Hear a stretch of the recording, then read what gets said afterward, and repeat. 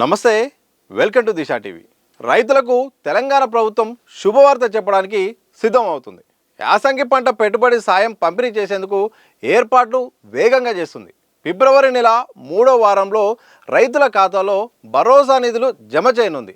ముందుగా ఎకరం నుండి 5 ఎకరాలలోపు రైతులకు 15 రోజుల్లో వారి ఖాతాలో జమ చేయాలని నిర్ణయించింది.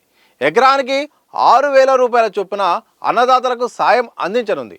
ఇందుకోసం నిధులు ఎప్పుడు జమ చేయాలనే విషయంపై ఫిబ్రవరి 17న అధికారికంగా ప్రభుత్వం ప్రకటించనుంది. మార్చిలో జెడ్పీటీసీ, ఎంపీటీసీ ఎన్నికలకు ప్రభుత్వం సిద్ధమవుతుండడంతో రైతులకు భరోసా ఇవ్వనున్నట్లు వ్యవసాయ శాఖలో చర్చ జరుగుతుంది. మున్సిపల్ ఎన్నికల్లో అధికార కాంగ్రెస్ పార్టీ భారీ మెజార్టీతో గెలవడంతో ఇదే ఊపులో పరిషత్ ఎన్నికలకు వెళ్లనున్నట్టు సమాచారం అందుతుంది. రాష్ట్ర వ్యాప్తంగా 1,50,00,000 ఎకరాల భూమికి 70 లక్షల మంది రైతులకు పట్టా పాస్బుక్లు ఉన్నాయి. ఇందులో భాగంగా ఒక్క సీజన్కు 9,000 కోట్ల నిధులైతే మాత్రం అవసరం అవుతుండగా ఇప్పటికే ప్రభుత్వం ఈ నిధుల్ని సమకూర్చిందట. త్వరలోనే కొత్తగా భూమి పట్టాలు తీసుకున్న రైతులకు సంబంధించిన వివరాలు తీసుకొని వారి ఖాతాలో భరోసా నిధులు జమ చేయనున్నట్టు అధికార వర్గాలు చెప్తున్నాయి. ఇక రైతు భరోసా పంపిణీ కోసం వ్యవసాయ శాఖ ఇప్పటికే సీసీఎల్ నుండి పట్టాదారుల వివరాలు తీసుకున్నట్టు తెలిసింది. గతంలో ఉన్న రైతుల కంటే ఈసారి 70 నుండి 80 వేల మంది రైతుల సంఖ్య పెరగవచ్చని అధికారులు అంచనా వేస్తున్నారు. రబీ సీజన్ ప్రారంభం కావడంతో పెట్టుబడి కోసం రైతులు వడ్డీ వ్యాపారాల దగ్గరికి వెళ్లకుండా ప్రభుత్వం వారం రోజుల తర్వాత రైతుల ఖాతాలో జమ చేసేందుకు కసరత్తు అయితే చేస్తుంది. 10 రోజుల క్రితం వ్యవసాయ శాఖ రైతుల వివరాలు, చెల్లించాల్సిన పెట్టుబడి సాయానికి సంబంధించిన వివరాలను ప్రభుత్వానికి అందించినట్టు తెలిసింది. ప్రస్తుతం సాగు భూములకు సంబంధించిన డిజిటల్ సర్వే కొనసాగుతుంది. ఇలా మొత్తానికైతే మాత్రం తెలంగాణ రాష్ట్ర ప్రభుత్వం రైతు భరోసాను రైతుల ఖాతాలో వేసవి సంబంధించిన ఏదైతే పంట సాయం ఉంటుందో ఆ పంట సాయం చేయడం ద్వారా రైతులకు ఆర్థికంగా ఇబ్బంది కాకుండా పెట్టుబడిని ముందస్తుగా ఇస్తే బాగుంటుందని యోచిస్తున్నట్టు తెలిసింది. ఇందులో భాగంగా అవసరమైన 9,000 కోట్ల రూపాయలను ఇప్పటికే సిద్ధం చేసిందట. ఇక ఒకేసారి వేయాలా లేకపోతే దశల వారీగా వేయాలా అనే దానిపైన మాత్రం ఇంకా అధికారులు పూర్తి స్థాయిలో అయితే నిర్ణయం తీసుకోలేదు. 2 రోజుల్లో అంటే ఫిబ్రవరి 17న అయితే మాత్రం ప్రభుత్వం నుండి ఒక అధికారికంగా ప్రకటన వచ్చే అవకాశం అయితే ఉంది. ఇక రైతుల వివరాలు కనుక చూస్తే మాత్రం 70 లక్షల మంది రైతులు పట్టా పాస్బుక్లు ఉన్నట్టయితే గుర్తించింది. గతంతో పోలిస్తే ఈసారి కొత్తగా కూడా పట్టా పాస్బుక్లు అయితే మాత్రం భారీ స్థాయిలో ఈసారి పెరిగాయి. సుమారు 70,000 నుండి 80,000 వరకు కొత్త పాస్బుక్లు వచ్చాయి. ఆ వాళ్లకు కూడా పెట్టుబడి సాయం అందించడానికి ప్రభుత్వం గ్రీన్ సిగ్నల్ ఇచ్చినట్టు అధికార వర్గాలు అయితే చెప్తున్నాయి. ఎందుకంటే వేసవి కాలము, పెట్టుబడి అవసరం ఉంటుంది.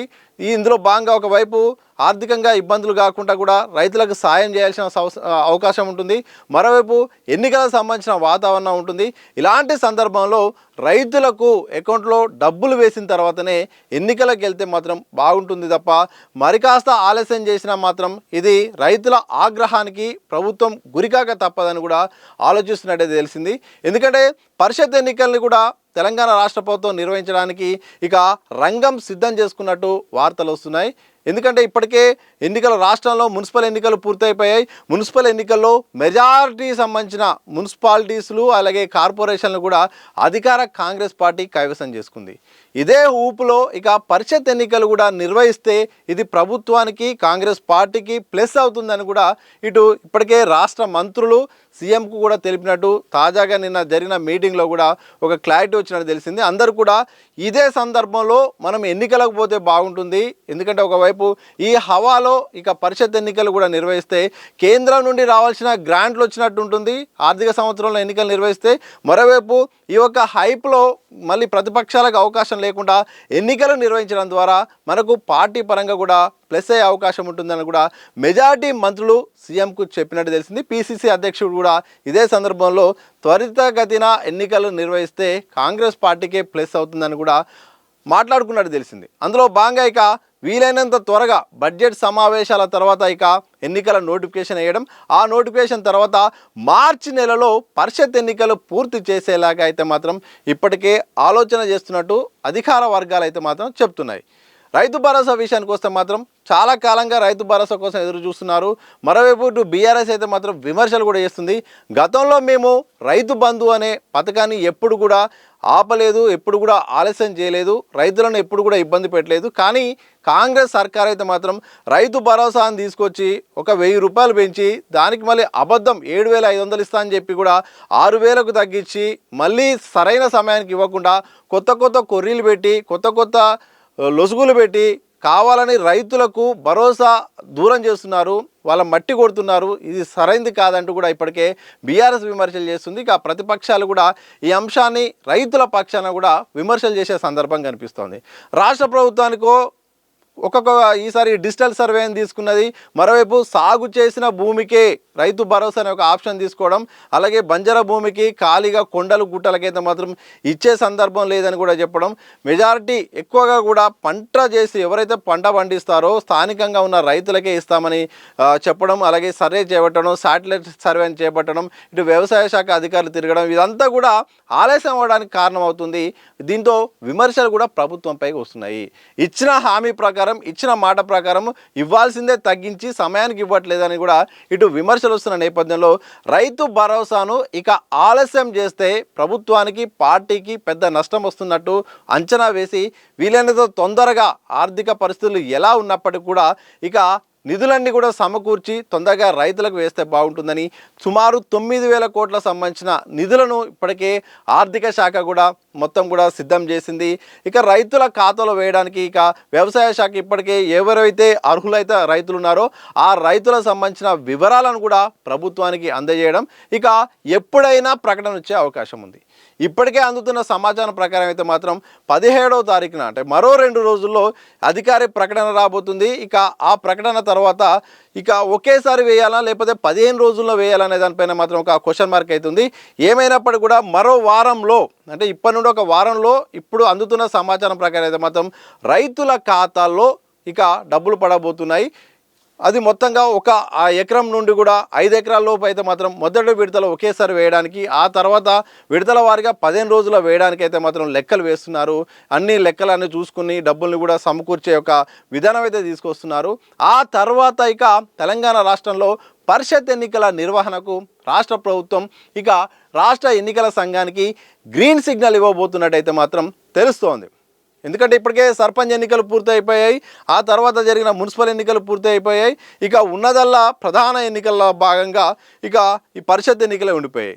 ఎందుకంటే ఇప్పుడు ఎంపీటీసీ, జెడ్పీటీసీ సంబంధించిన ఎన్నికలు అయితే మాత్రం పెండింగ్లో పడిపోయాయి. ఎప్పుడో నిర్వహించాల్సిన అవసరం ఉండే, చాలా కాలంగా ప్రత్యేక అధికారుల పాలన కొనసాగుతుంది.